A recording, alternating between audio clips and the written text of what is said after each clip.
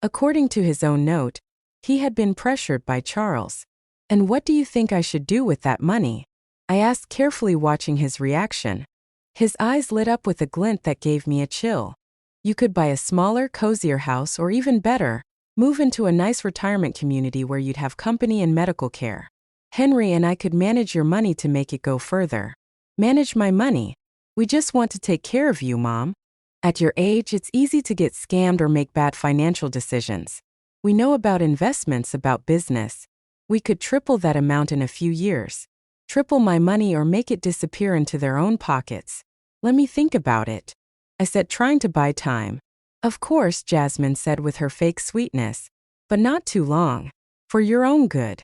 After they left, I sat in my kitchen, shaking with rage and fear.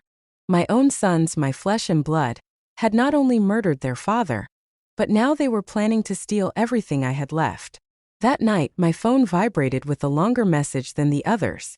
"Tomorrow, go to the police station. Ask for the report on Ernest's accident. There are contradictions you need to know about."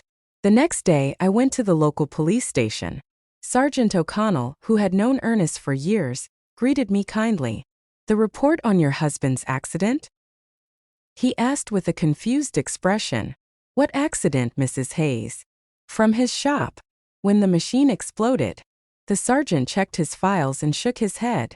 "We don't have any report of an explosion at Ernest's shop here. In fact, we don't have any report of a work accident involving your husband." I felt the world sway under my feet. But my son said it was an accident at the shop. That's why he was in the hospital." "Mrs. Hayes, your husband arrived at the hospital on Tuesday morning, but not from a work accident. According to the medical report I have here, he arrived unconscious with symptoms of poisoning." "Poisoning?" "The doctors found traces of methanol in his blood, a quantity sufficient to cause blindness, brain damage, and eventually death. The hospital should have informed you of this poisoning. It hadn't been an explosion. It hadn't been a work accident. Someone had deliberately poisoned my husband. Why didn't anyone tell me this?" I asked, my voice breaking. The immediate family who signed the hospital papers requested that the information be kept confidential to avoid unnecessary speculation. They said, "You were too emotionally fragile to handle the technical details." The immediate family, Charles and Henry, had hidden the true cause of Ernest's condition, invented the story of the explosion, and manipulated everyone, including me, to cover up a murder. "Mrs. Hayes," the sergeant continued, "if you suspect the circumstances of your husband's death, we could open a formal investigation." I had more than suspicions. I was certain that my own sons had murdered their father for money.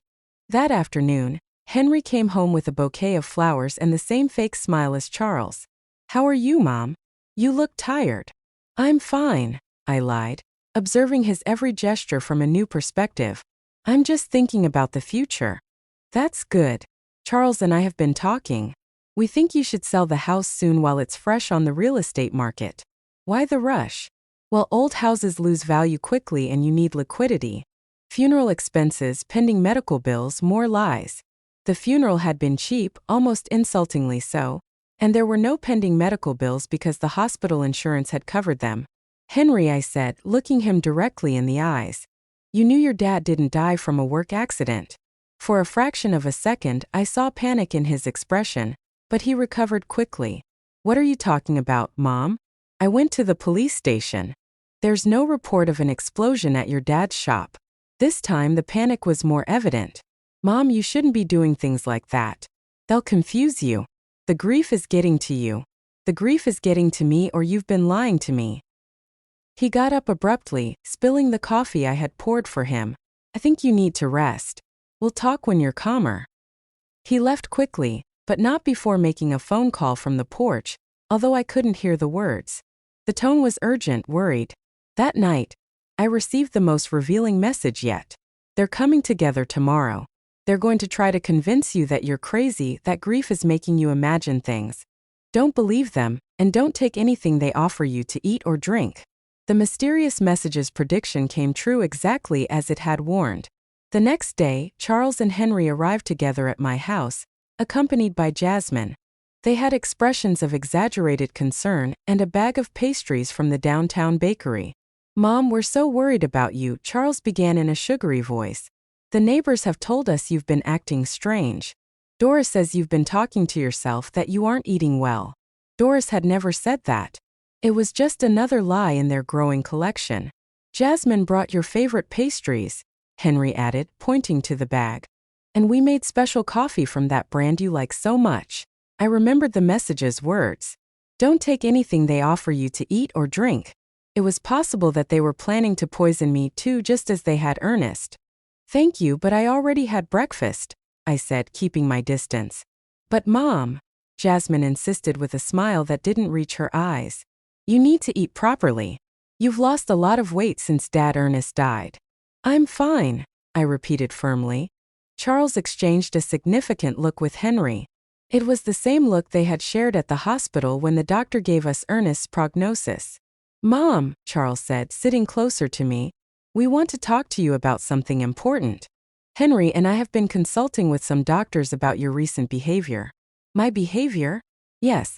The strange questions you've been asking, the visits to the police station, that obsession with irrelevant details about Dad. It's normal after such a great loss, but it can be dangerous if it's not treated. Henry nodded gravely. We spoke to Dr. Albright. He says it's common for older people to develop paranoia after losing a partner, especially women your age. Paranoia. They were accusing me of being crazy for uncovering their lies. I am not paranoid, I said with all the firmness I could muster. I'm just asking questions I should have asked from the beginning. What questions?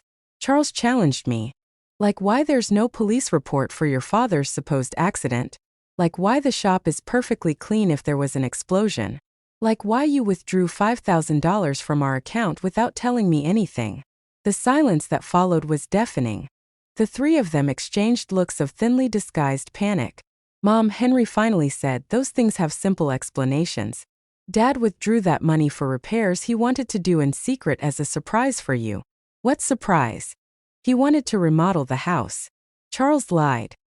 He had hired some workers to fix the roof and paint the walls. He wanted it to be a surprise for your birthday. If that were true, where were the workers? Where were the materials? Why did no one in town know about this supposed remodeling? And about the police report, Charles continued. Not all work accidents require a report, especially when they happen on private property. More lies. Sergeant O'Connell had been very clear. Any work accident with serious injuries requires an official report. Mom, Jasmine intervened with a sweet but condescending voice. We just want to take care of you. That's why we thought it would be best if you moved to a place with specialized medical attention. A home, a specialized care home, Charles corrected, for people who are going through complicated grief. They have psychologists, nurses, activities to keep you busy. And in the meantime, Henry added, we can take care of selling the house, managing the insurance money, all those complicated things you shouldn't have to handle in your current state. There it was, the complete plan. Declare me mentally incompetent, put me in a home, and take control of all my money. First, they had murdered Ernest for the insurance money, and now they wanted to steal from me too. And what if I refuse? I asked them. Why would you refuse? Charles asked with a smile that sent a chill through me. We just want what's best for you. Because this is my house. This is where I built my life with Ernest. This is where I raised you. Mom, Henry said with an exaggerated sigh. You can't live in the past forever. Dad is gone. You have to accept it and move on. I have accepted it, but that doesn't mean I'm going to give away my life and my money. The mask of concern began to crack on my sons' faces. Charles got up abruptly. All right. If you won't listen to reason, we'll have to take more drastic measures. What does that mean? It means we can start a legal process to have you declared mentally incompetent. We have witnesses to your erratic behavior. We have testimony from doctors who confirm you're suffering from senile paranoia. Doctors? What doctors? I hadn't spoken to any doctors about my mental state. Dr. Albright already signed a preliminary report, Henry added. He says that based on our descriptions of your behavior, it's likely you need specialized care. A doctor who had never examined me had signed a report about my mental state, based only on what my sons had told him. How much had it cost them to buy that false evaluation? So, you can cooperate voluntarily, Charles continued. or we can do it legally, but either way you're going to get the help you need. It was a direct threat. If I didn't hand over my money voluntarily, they would use the legal system to steal it from me. I need time to think about it, I told them, trying to buy time. Of course, Jasmine said with her false sweetness, but not too much time for your own good. After they left, I sat in my kitchen trembling with rage and fear. My own sons, the blood of my blood, had not only murdered their father, but now they were planning to steal everything I had left. That night, my phone vibrated with a message longer than the others. Margot, this is Stephen Callahan, a private investigator. Ernest hired me 3 weeks before he died because he was suspicious of Charles and Henry. They poisoned him with methanol mixed in his breakfast coffee. I have audio evidence of their conversations, planning everything. Tomorrow at 3 o'clock in the afternoon, go to the corner cafe. Sit at the back table. I'll be there. At last, I would know who had been sending me those messages, and more importantly, I would have the proof I needed to get justice for my husband's death. But I also knew I didn't have much time. Charles and Henry had shown their hand. If I didn't act fast, I'd end up locked in a home while they spent the money that had cost Ernest his life. The war had begun. And even if I was a 66-year-old woman against 2 ruthless men, I had something they didn't. The truth. And the truth sooner or later always finds a way to come out. That night, for the first time since Ernest's death, I smiled because I knew my husband had not died in vain. His caution, his instinct, his decision to hire a private investigator was going to allow me to get justice. Charles and Henry had seriously underestimated their mother. They were about to discover that a woman fighting for the memory of her murdered husband is a force more powerful than all their greed combined. The next day arrived, filled with nervousness and anticipation. I dressed carefully, choosing my most serious purple dress, the one I wore for important occasions. If I was going to meet the man who could give me the answers I needed, I wanted to be prepared for any revelation. At 2:30 in the afternoon, I walked toward the corner cafe with determined but cautious steps. Every shadow looked suspicious. Every person on the street could be a spy sent by my sons. The paranoia they had accused me of having was starting to feel justified. The cafe was moderately full. I went straight to the back table as I had been instructed.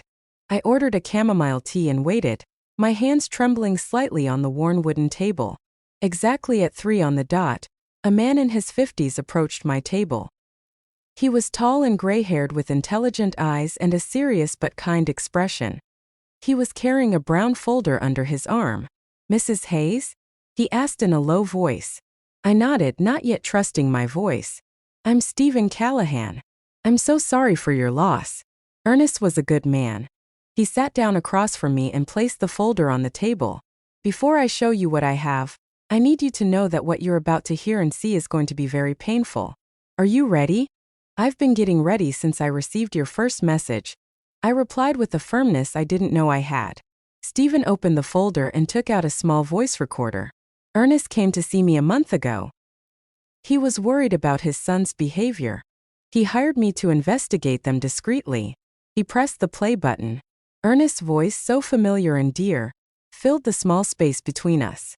"Stephen, I need you to know that if something happens to me, it won't be an accident. Charles and Henry have been pressuring me to increase my life insurance. Yesterday, Charles brought me papers he said were to better protect Margot. But when I read them, I realized there were also clauses that directly benefited them." My heart sped up. Hearing Ernest's voice was like having him back for a few minutes, but his words confirmed my worst suspicions. The recording continued.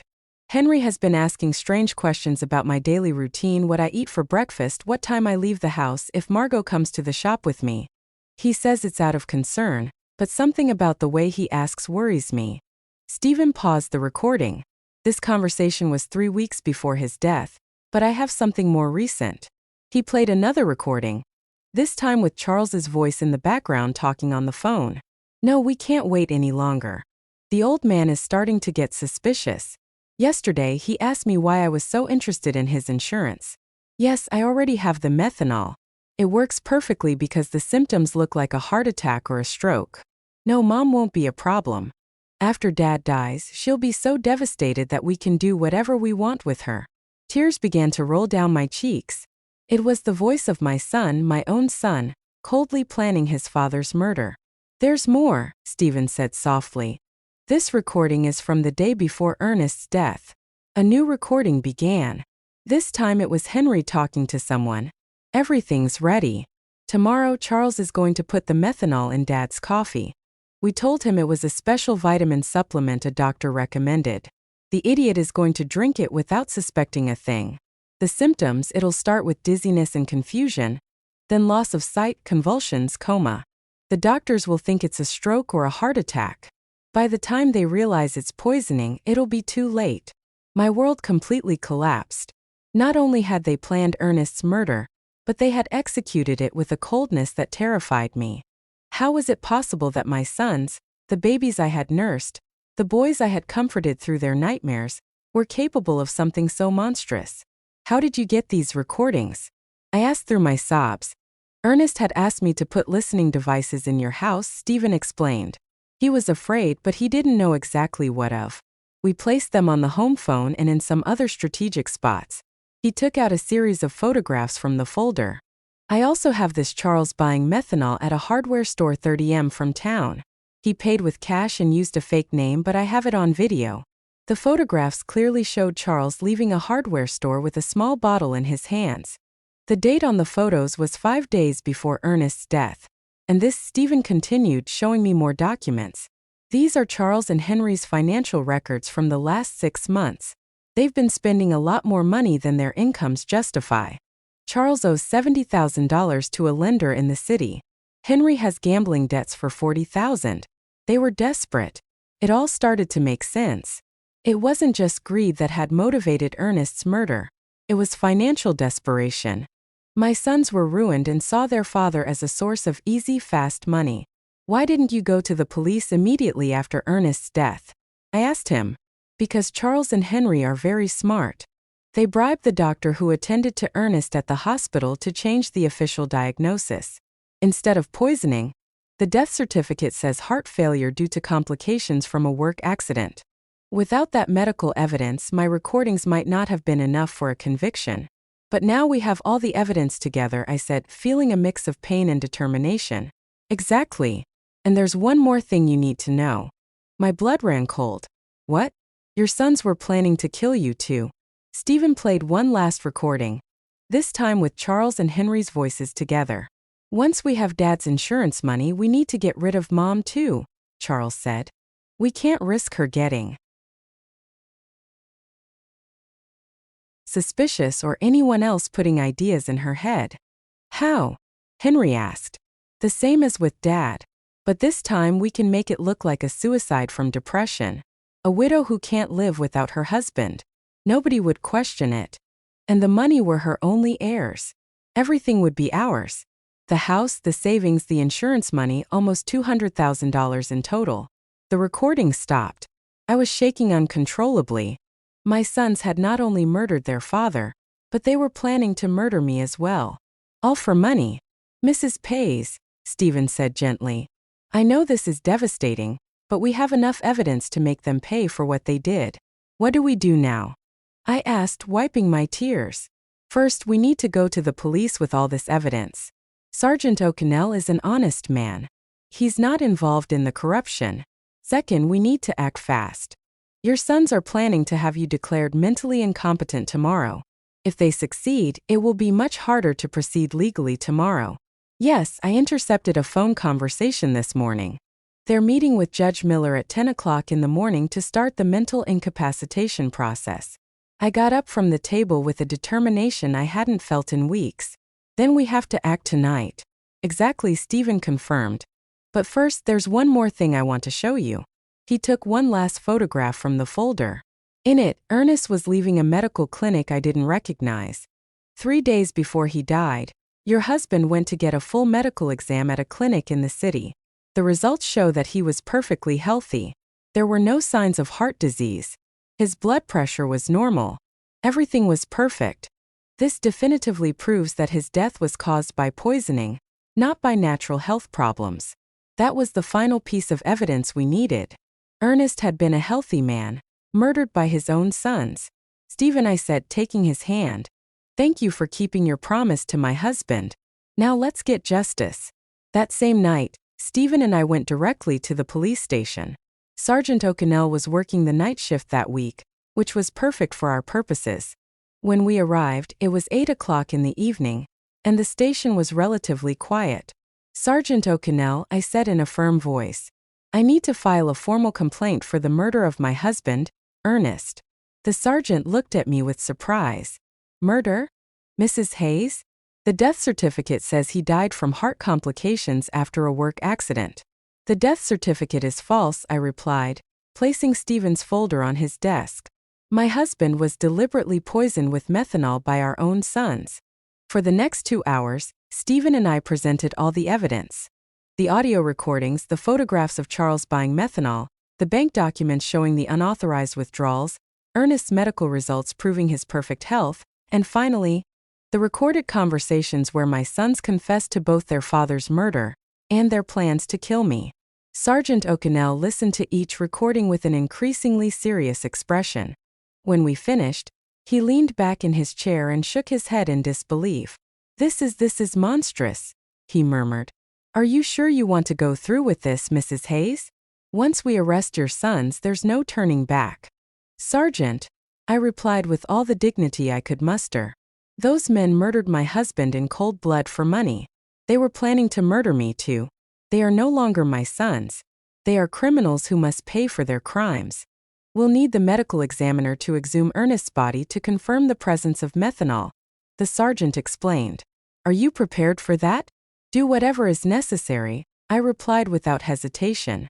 Sergeant O'Connell immediately called the district attorney. Despite the late hour, the seriousness of the case led the DA to come to the station personally.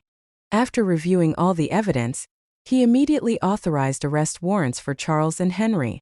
"We'll proceed at dawn," the DA explained to us. "We need to make sure we have all the evidence before they can destroy any additional proof." Stephen walked me home that night. "Are you sure you'll be okay alone?"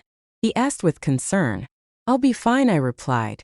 "After everything I've discovered, I'm no longer afraid. I have justice on my side." I couldn't sleep that night. I stayed up sitting in the kitchen looking at the photographs of Ernest we had on the walls. For the first time since his death, I didn't feel only pain. I felt a strange mix of sadness and satisfaction, knowing that justice for his murder was coming soon. At 6 o'clock in the morning, my phone rang. It was Charles. "Mom, you need to come to Henry's house right away. Something terrible has happened." "What happened?" I asked, finding concern. "It's better if I explain it in person. Please come quickly." I knew it was a trap. After hearing the recordings the night before, I knew they were planning to move up their plans to get rid of me. But I also knew the police were already on their way to arrest them. "I'm on my way." I lied. Instead of going to Henry's house, I stayed in my kitchen waiting. At 7:30 in the morning, I saw from my window as several police cars headed toward my son's houses in different directions. My phone rang repeatedly for the next hour. First Charles, then Henry, both with increasingly desperate voices asking where I was, but I didn't answer any calls. At 9 in the morning, Sergeant O'Connell knocked on my door. "Mrs. Hayes, we've arrested Charles and Henry. They are in police custody, charged with first-degree murder and conspiracy to commit murder." I felt my legs tremble, but this time it wasn't from fear. It was from relief. "How did they react?" I asked. Charles denied everything at first, but when we played the recordings for him, he collapsed. Henry tried to escape through the back window of his house. We had to chase him for 6 blocks. That afternoon, Jasmine came to see me. She arrived sobbing, pleading, completely different from the cold, calculating woman I had known. "Mrs. Hayes, please, you have to drop the charges against Charles. He's not bad. He was just desperate because of his debts. This is my fault too. I pressured him a lot to find money." I looked at her without a trace of compassion. "Jasmine, your husband poisoned my husband. He was planning to murder me too. There is no explanation or justification for that. But we're family." She screamed in desperation. "Think about what this is going to do to the family." "The family died the day you decided to kill Ernest for money," I replied coldly. "Now please leave my house." 3 days later, the exhumation of Ernest's body was carried out. The lab results confirmed exactly what Stephen had discovered: lethal levels of methanol in his system, enough to cause all the symptoms he had experienced before his death. The case became a sensation throughout the town. No one could believe that two sons had murdered their own father for money. The local newspapers called it the Krillis crime of the decade. Over the following weeks, more details came to light during the investigation. Charles really owed $7,000 to illegal lenders who had started threatening him with violence. Henry had lost $5,000 in underground gambling dens and was also facing threats. They had seen Ernest's life insurance money as their only salvation, but their greed had led them to increase the policies so dramatically that it had aroused their own father's suspicion. We also discovered that the doctor who had falsified the death certificate had received $5,000 in cash from Charles. He was also arrested for obstructing justice and falsifying official documents. Stephen explained all the details of the plan Ernest had made with him. Your husband was smarter than his sons believed. He knew something bad was coming, but he didn't know exactly what. He hired me not only to investigate Charles and Henry, but also to protect you if something happened to him. Did he know they were going to kill him? I asked. Not exactly, Stephen said. But he suspected his life was in danger. That's why we installed the recording devices. That's why we documented everything. He wanted to make sure that if something happened to him, the truth would come to light. My nest, even in his final days, had been protecting me. He had anticipated our son's betrayal and had taken steps to ensure that justice would prevail. The trial was scheduled to begin in 2 months. Both Charles and Henry faced charges of first-degree murder, which in our state carried a sentence of 25 years to life. The day of the trial arrived after 2 months of intense legal preparation. The courtroom was completely full. Reporters from several regional newspapers had come to cover what was already known as the case of the killer sons. The whole town was there. Neighbors, former co-workers of Ernest, even people I barely knew but who wanted to witness this historic moment of justice. I wore my best black dress, the same one I had worn for our wedding so many years ago, but which now represented mourning and dignity. Stephen accompanied me, sitting by my side throughout the entire process. His presence gave me the strength to face what would be the most difficult day of my life. Charles and Henry entered the courtroom in handcuffs, dressed in orange prison jumpsuits. Seeing my sons like that broke my heart one more time, but I no longer felt pity for them. I only felt a deep sadness for the moral death they had chosen long before they physically murdered their father. The prosecutor presented the case with devastating precision. One by one, the recordings were played for the court. The silence was absolute every time the voices of Charles and Henry were heard, coldly planning Ernest's murder. When the prosecutor played the recording where they planned to kill me, several people in the audience gasped in horror. One elderly woman got up and left the courtroom crying. I couldn't blame her. It was difficult to process such cruelty. Ladies and gentlemen of the jury, the prosecutor said during his opening statement, this is not an ordinary case of family greed. This is a case of cold and calculated premeditation where two men decided to murder the father who had raised them with love and sacrifice simply because they needed money to pay off their gambling debts and irresponsible loans. Charles and Henry's lawyers tried to present a defense based on desperate circumstances and external influences, but the evidence was overwhelming. The recordings didn't lie. The bank documents didn't lie. The forensic evidence of the methanol in Ernest's body didn't lie. When it was my turn to testify, I walked to the stand with trembling legs, but a clear mind. I had been waiting for this moment for months. Mrs. Hayes, the prosecutor asked me, can you tell us what your relationship was like with your sons before your husband's murder? I thought I had a good relationship with them, I replied, looking directly at Charles and Henry. I raised them with love. I sacrificed everything for their well-being. Their father worked from sunup to sundown to give them the best we could. I never imagined that love and sacrifice would become the reason for his murder. At any point, did you suspect they could harm your husband? No. That is the most painful part of all this. I trusted them completely. When they told me Ernest had an accident at his shop, I believed them. When they organized the funeral so quickly, I thought they were being efficient in their grief. I never imagined they were covering up a murder. Charles lowered his head during my testimony. Henry looked at me defiantly, but I saw tears in his eyes. Too late for tears. Too late for regret. The most dramatic moment of the trial came when the prosecutor decided to play the full recording of the conversation where they planned my own murder. Charles's voice filled the courtroom. "Once we have Dad's insurance money, we need to get rid of Mom, too. We can't risk her getting suspicious." A murmur of horror swept through the audience. Several people turned to look at me with expressions of disbelief and compassion. "How did you feel when you heard this recording for the first time?" the prosecutor asked me. "I realized that I had lost my 2 sons long before I lost my husband," I replied, my voice cracking but firm. "The babies I nursed, the children I comforted in their nightmares, had died and been replaced by 2 strangers capable of any cruelty for money." The defense tried to cross-examine me, suggesting that maybe I had misinterpreted my son's intentions, that maybe the grief had made me exaggerate the evidence, but the recordings spoke for themselves. Stephen also testified, explaining in detail how Ernest had hired him because he was afraid of his own sons.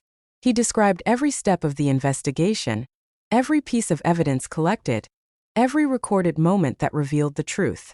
The medical examiner presented the results of the exhumation, confirming the lethal presence of methanol in Ernest's body. He explained how this poison acts slowly, causing exactly the symptoms my husband had experienced before he died. After 3 days of devastating testimony, the closing arguments arrived. The prosecutor was crushing. "Charles and Henry are not victims of circumstances. They are predators who saw their own parents as financial obstacles that had to be eliminated. They planned, executed, and covered up Ernest's murder and were planning to do the same to Margot. They don't deserve compassion. They deserve justice." The jury deliberated for 6 hours. When they returned, the silence in the courtroom was absolute. I could hear the beating of my own heart as the judge read the verdict. In the case of the state versus Charles Hayes and Henry Hayes on the charge of first-degree murder of Ernest Hayes, we find the defendants guilty. The courtroom erupted in murmurs and exclamations. Charles collapsed in his chair, finally comprehending the magnitude of what he had done. Henry remained rigid, staring straight ahead with no expression. On the charge of conspiracy to commit murder against Margot Hayes, we find the defendants guilty. The judge proceeded immediately to the sentencing. Charles Hayes and Henry Hayes for the premeditated murder of your father, and the conspiracy to murder your mother. I sentence you to life in prison without the possibility of parole for 30 years. When I heard those words, I felt a gigantic weight lift from my shoulders. Justice. Finally, there was justice for Ernest. After the trial, many people came up to hug me and express their support. Doris cried with me, not from sadness but from relief. "Margot, Ernest can rest in peace now," she whispered to me. That night, I returned to my house, which now felt different. It was no longer a place of pain and betrayal.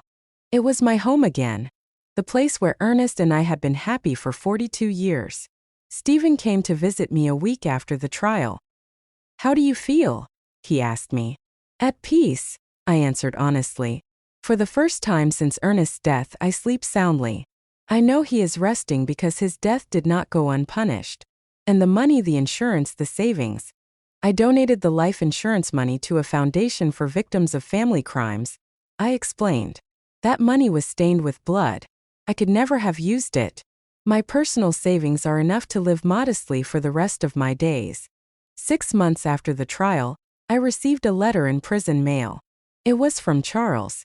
"Mom, I know I don't deserve your forgiveness, but I need you to know that I regret everything. The money, the debts, the desperation. They blinded us. We lost all humanity. Henry and I destroyed the most loving family in the world for $5,000 that we didn't even get to enjoy. Tomorrow I will commit suicide in my cell. I can't live with what we did. Take care, Mom. Tell Dad we're sorry we were such bad sons." I didn't arrive in time to prevent his suicide. Charles was found hanging in his cell the next day. Henry, upon learning of his brother's death, suffered a complete nervous breakdown and was transferred to the prison psychiatric hospital. Today, 2 years after the trial, I live peacefully in my small house. I have converted Ernest's shop into a garden where I grow flowers to take to his grave every Sunday.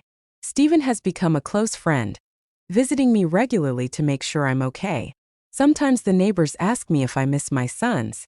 The answer is complicated. I miss the children they were, but those children died long before Ernest did. The men they became were not my sons. They were strangers who shared my blood, but not my heart. I have learned that true family is not defined by blood, but by love, loyalty, and mutual respect. Ernest was my true family for 42 years. The friends who supported me during the trial are my family now. Justice did not bring Ernest back, but it gave me peace. And on quiet nights when I sit on the porch where we so often drank coffee together, I swear I can feel his presence, proud of me for being strong enough to do the right thing. Even when it meant losing my sons forever. 5 years have passed since that terrible day in the cemetery when I received the first message that changed my life forever. Today I am 71 years old and my completely white hair reflects all the storms I have faced and overcome. But my eyes, my dear friend Doris tells me, shine with a peace they didn't have before. The house where Ernest and I built our dreams is still my refuge. I have made some improvements with the money I had saved. I painted the walls a soft yellow, Nest's favorite color, and I turned his old shop into the most beautiful garden in the neighborhood. Red roses, white carnations, sunflowers that always seek the sun, just as he taught me to do during our most difficult years. Stephen Callahan became more than just the investigator who helped me get justice. He became my chosen family. He comes to visit me every Wednesday afternoon and we drink coffee on the porch while he tells me stories about his other cases. He sometimes asks me if I regret reporting my own sons, if it wouldn't have been better to keep the secret and live with the lie. Never, I always answer. The truth hurts, but lies kill the soul. The foundation I established with the life insurance money has become something bigger than I ever imagined.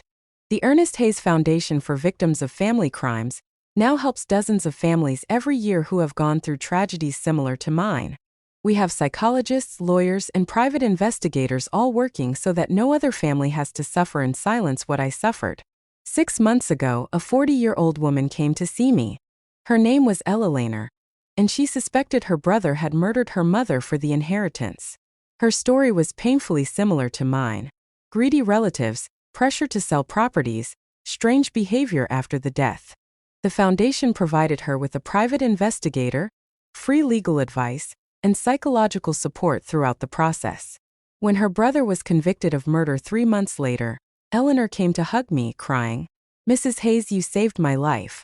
If you hadn't had the courage to report your own sons, I never would have had the courage to report mine." Those are the moments that remind me why all the pain I went through was worth it. Henry is still alive, though he is no longer the same man I knew. After Charles's suicide, his mind completely broke. The doctors say he lives in a constant state of guilt and paranoia, believing that Ernest comes to visit him every night to scold him for the murder. He has tried to commit suicide 3 times, but the prison guards keep him under constant surveillance. I receive letters from him occasionally. They are incoherent, full of desperate apologies and pleas for forgiveness. At first I read them looking for some trace of the son I raised with so much love. But then I realized that reading those letters only reopened wounds that had already healed. Now I keep them unopened in a shoebox. Maybe someday I'll read them. Maybe not. I have the right to protect my peace of mind. Jasmine disappeared from town immediately after the trial. Someone told me she moved to the city and changed her name. I don't blame her. Carrying the last name of a murderer must not be easy. Sometimes I wonder if she knew what Charles was planning, if she was a silent accomplice to Ernest's murder. But those questions belong to the past, and I have learned to live in the present. The town of Spring Creek will never forget the case. It has become a local legend, a story that parents tell their children as a warning about greed and betrayal. Some see me as a hero, others as a cruel woman who sent her own sons to prison. I don't care what they think. I know the truth, and the truth has given me the peace I needed. My health remains surprisingly good for my age. The doctor says it's because I was finally able to free myself from the stress and sadness I was carrying. The body heals when the heart finds peace, he explained during my last checkup. Sunday mornings are my favorite. I cut fresh flowers from my garden and walked to the cemetery to visit Ernest's grave. His headstone now has an inscription that I had engraved after the trial. Ernest Hayes, beloved husband, betrayed father, honorable man. His love was stronger than his death. I tell him everything that has happened during the week. I talk to him about the foundation, about the families we have helped, about the thank you letters I receive from people who found justice thanks to our story. I swear I can feel his approval in the wind that moves the leaves of the nearby trees. Do you know what's strangest, my love? I said during my last visit, I no longer feel pain when I think of Charles and Henry. I only feel pity. Pity because they had all the love in the world and they chose hate. They had a family that adored them and they chose betrayal. They had the opportunity to be honorable men like you and they chose to be murderers. Last week, a reporter from the city came to interview me for a documentary about family crimes. She asked me if there was anything I wanted to say to other people who might be going through similar situations. Family is not an excuse for crime, I replied. Love is not blind. Love with boundaries is true love. If someone who says they love you is capable of harming you for money or convenience, that person doesn't really love you. And it is never ever too late to seek justice, no matter who the culprit is. This year, on the 5th anniversary of Ernest's death, I organized a special ceremony in his memory. More than 200 people came. Neighbors, members of the foundation, families we have helped, local authorities. It was beautiful to see how his death, which began as a tragedy, had become a force for good in so many lives. Stephen gave an emotional speech. Ernest Hayes died because of his son's greed. But his legacy lives on in every family that finds justice thanks to his wife's courage. Evil tried to destroy his story, but good turned it into hope for others. At night, before I go to sleep, I sometimes take out the old photographs from when Charles and Henry were children. I see them playing in the yard, hugging their father, laughing with me on past Christmases. I allow myself to cry for those innocent children, who once existed before greed completely corrupted them. But I no longer cry for the men they became. Those men chose their destiny. My story ended up being bigger than my personal tragedy. It has become a symbol that justice is possible, even when it comes from the most unexpected sources. A 66-year-old widow proved that truth is more powerful than lies, that true love is stronger than betrayal, and that it is never too late to do the right thing. Tomorrow is Wednesday, and Stephen will come for coffee as always. I'll make his favorite pastry and tell him about the thank you letters that arrived this week. Afterward, we'll work together in the garden, planting new flowers for spring. Life goes on more simple but more authentic than before. I have learned that true family is not about shared blood, but about shared values, mutual respect, and a love that never turns into harm. Ernest, wherever you are, I hope you know that I kept the promise I made to you by your grave that terrible day. I found the truth. I sought justice and I turned our pain into hope for others. Your death was not in vain, my love. Did you like my story? And which city are you listening from? Let's meet in the comments. If you like the story, you can support me by sending a super thanks so I can keep bringing more stories like this. Thank you so much for your sweet support. I'm looking forward to your comments on the story. On the screen you can see 2 new life stories that I highly recommend. There's so much more on my channel. Don't forget to subscribe.